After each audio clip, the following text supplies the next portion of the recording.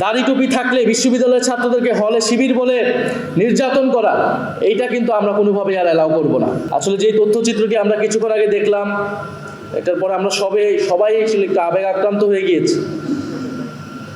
আমার বক্তব্য আমি ঠিক সাজিয়ে এসেছিলাম অন্যভাবে, এখন সেটা একটু এলোমেলো হয়ে গিয়েছে। যখন এই ঘটনাটা ঘটে 2013 সালে, আমি তখন 10ম শ্রেণীর ছাত্র। যেহেতু আমি ঢাকা শহরে বড় হয়েছি, আমি তখন স্কুলে পড়ি, এবং ঢাকা শহরে তখন একটি থমথমে রাত, সেই রাত 5ই মের রাত।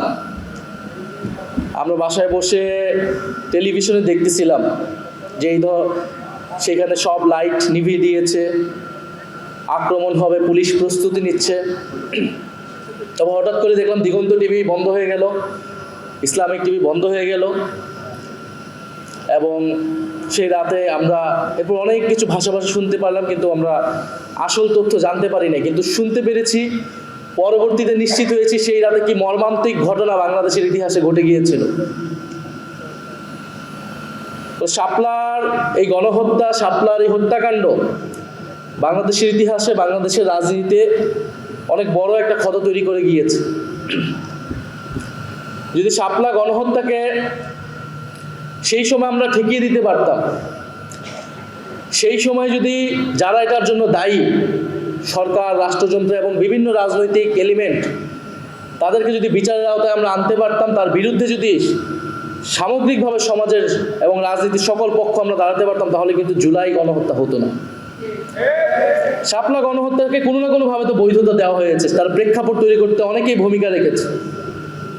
ফলে সেই সময় সরকারকে জবাবদিহিতা করতে পারা যায় নাই বলে সরকার জুলাইতে আরেকটা গণহত্যা করার সুযোগ পেয়েছে, সাহস পেয়েছিল।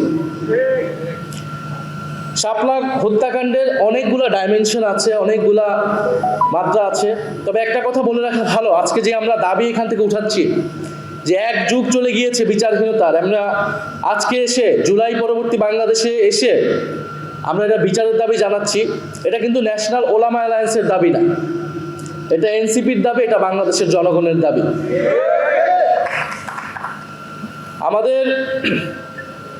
আমরা জানি 13 সালের প্রেক্ষাপটটা, যে 2013 সালে যুদ্ধাপরাধীর বিচারের দাবিতে একটা আন্দোলন শুরু হলো, এবং শেখ হাসিনা সরকারের রাষ্ট্রীয় পৃষ্ঠপোষকতায় সে আন্দোলনকে উস্কানি দেওয়া হলো বিরোধী দলকে, বিরোধী মতকে দমন পীড়নের জন্য। জামাত ইসলামী নেতাদেরকে সেই সময় হত্যাকাণ্ড করার একটা প্ল্যাটফর্ম হিসেবে একটা স্টেজ করা হলো শাহবাগের আন্দোলনকে, এবং সেই আন্দোলনে ইসলাম বিদ্বেষকে প্রশ্রয় দেওয়া হলো।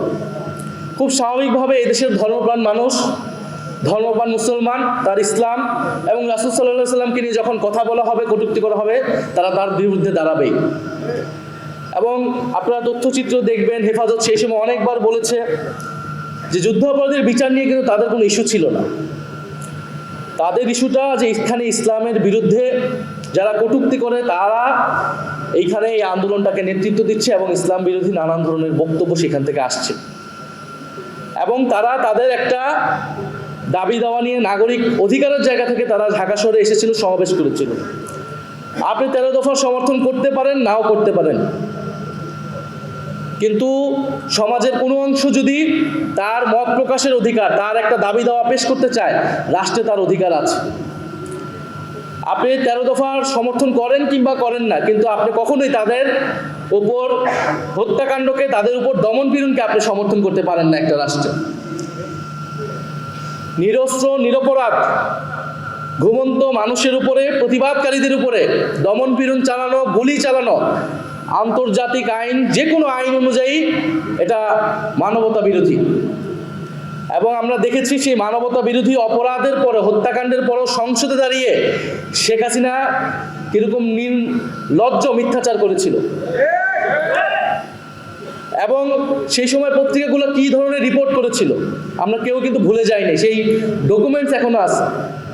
হেফাজতের তাণ্ডব বলে প্রচার করা হয়েছিল, যারা ভিকটিম তাদেরকে অপরাধী হিসেবে প্রচার করা হয়েছিল, তাদেরকে সন্ত্রাসী হিসেবে প্রচার করা হয়েছিল। এবং এটাও আসলে 13 সালে হুট করে হয়েছে এরকম না। বাংলাদেশে ওয়ার অন টেরর প্রজেক্টের সময় থেকেই এই দেশের দাড়ি টুপি মাদ্রাসা আলেম ওলামাকেই এক ধরনের জঙ্গি হিসেবে চিত্রিত করার প্রবণতা আমাদের মিডিয়া সহ নানান জায়গায় আমরা দেখেছি। এবং দক্ষিণ এশিয়ায় এর সাথে আরও যুক্ত হয়েছে হিন্দুত্ববাদ। ফলে আমাদের স্বাভাবিকভাবে সাধারণ মুসলমান অনেকেই দাড়ি রাখেন, অনেকেই রাখেন না, আমাদের আলেম ওলামা মাদ্রাসা ছাত্র, তাদেরকে আদারাইজ করে ফেলা, তাদেরকে সমাজ থেকে বিচ্ছিন্ন করে ফেলা, যেন বা তারা সমাজের ভিতরে অন্য একটা সেগমেন্টের লোক, কিন্তু তারা তো আমাদের সমাজেরই অংশ, আমাদের ভাই বন্ধু, আমাদের আত্মীয় স্বজনরাই তো মাদ্রাসায় পড়ে। আমরা কেউ স্কুল কলেজে পড়েছি, আমার ভাই বোনেরা কেউ মাদ্রাসায় পড়েছি। ফলে এই যে তাদেরকে আলাদা করে দেওয়ার একটা রাজনীতি, সমাজকে বিভাজিত করে দেওয়া হয়েছে এই রাজনীতির মাধ্যমে, এটার একটা রূপ আমরা দেখেছি 13 সালে শাপলা এবং শাহবাগের মধ্য দিয়ে। এবং এর ফায়দা নেওয়ার চেষ্টা করেছে সেই সময়ের ফ্যাসিস্ট সরকার, শেখ হাসিনার সরকার। আমি আরেকটা কথা বলতে চাই যে আমার ব্যক্তিগত মত হচ্ছে রাজনৈতিক লড়াই এর দায়িত্ব আসলে রাজনৈতিক দলগুলোর। সেই সময় শাপলা এক ভাই বলেছেন যে বিএনপি তাদের সাথে ছিলেন, হেফাজতের সাথে ছিলেন, অবশ্যই সাথে ছিল বিএনপি, কিন্তু বিএনপির ভূমিকা আসলে কিরকম ছিল এইটা আসলে এই সময়ে এসে এটা বিশ্লেষণের দাবি রাখে। বাত ব্যথা, প্যারালাইসিস কিংবা আর্থ্রাইটিস, আধুনিক ফিজিওথেরাপি ও পুনর্বাসন চিকিৎসায় নির্ভরযোগ্য নাম ডিপিআরসি। দেশের জনগণের একটা বড় অংশ যখন বিপদগ্রস্ত, এরকম একটা রাজনৈতিক হত্যাকাণ্ড হচ্ছে, রাজনৈতিক দল হিসেবে, বিরোধী দল হিসেবে বিএনপির উচিত ছিল সেই আন্দোলনের নেতৃত্ব নেওয়া, আরো বোল্ড ভূমিকা রাখা। আমরা বিভিন্ন সময় দেখি মাদ্রাসার ছাত্রদের, আলেম ওলামাদেরকে রাজনৈতিকভাবে ব্যবহার করা হয়। এই যে মৃত্যুর মুখে, গুলির মুখে ঢাকা শহরে এনে মাদ্রাসার ছাত্রদেরকে ঠেলে দেওয়া হলো, এর দায় কি বাংলাদেশের সেই সময় সকল রাজনৈতিক দল নেবে না? অবশ্যই আমি মনে করি নেওয়া উচিত। অবশ্যই ফ্যাসিস্ট সরকার, তার যৌথ বাহিনী, তার পুলিশ বাহিনীর এটার দায়, কিন্তু আমাদের রাজনৈতিক দলগুলার যদি আরো রাজনৈতিক ভূমিকা থাকতো, সক্রিয় ভূমিকা থাকতো, তাহলে হয়তো এই ধরনের হত্যাকাণ্ড আমরা এড়াতে পারতাম। ফলে আমরা চাই না যে আমাদের আলেম ওলামা, আমাদের মাদ্রাসা ছাত্রদেরকে, তাদেরকে গুটি হিসেবে ব্যবহার করা হোক, ক্ষমতার হাতিয়ার হিসেবে কেউ ব্যবহার করুক,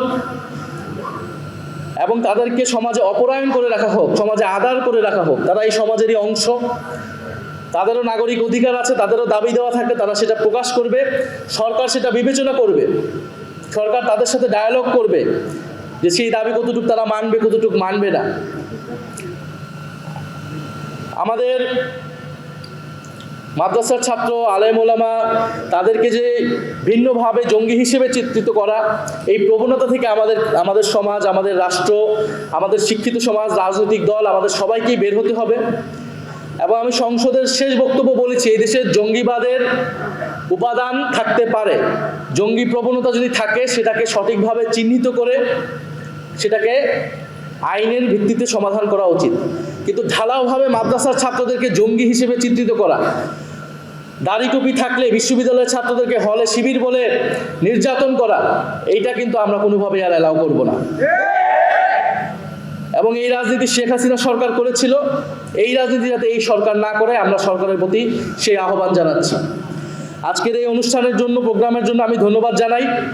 এবং আমাদের আজকের এখান থেকে বক্তব্যটা খুবই সুস্পষ্ট যে এখানে একটা মানবতা বিরোধী অপরাধ হয়েছিল 2013 সালে, এবং আমরা এখনো দেখি বিভিন্নভাবে ইনিয়ে বিনে বলার চেষ্টা করা হয় বিভিন্ন জায়গা থেকে যে আসলে মানবতা বিরোধী হত্যাকাণ্ড হয়নি, তেমন কেউ আসলে মারা যায়নি।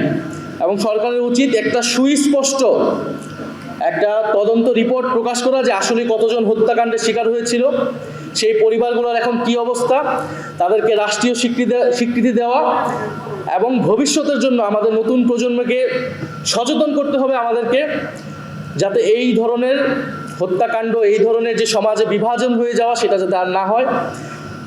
এবং আমাদের যে ধর্মপ্রাণ মুসলমান, আমাদের আলেম ওলামা, তাদেরকে স্বীকৃতি দিতে হবে। তাদের এদেশের রাজনীতি, এদেশের ইতিহাসে তাদের ব্যাপক ভূমিকা আছে। সেই ব্রিটিশ বিরোধী আন্দোলন থেকে আমাদের মহান মুক্তিযুদ্ধে এবং 2024-এর গণ অভ্যুত্থানে আলেম ওলামা এবং মাদ্রাসার ছাত্রদের ব্যাপক ভূমিকা রয়েছে। এদেশের যত গণ আন্দোলন হয়েছে, জাতীয় আন্দোলন হয়েছে, মুক্তির লড়াই হয়েছে,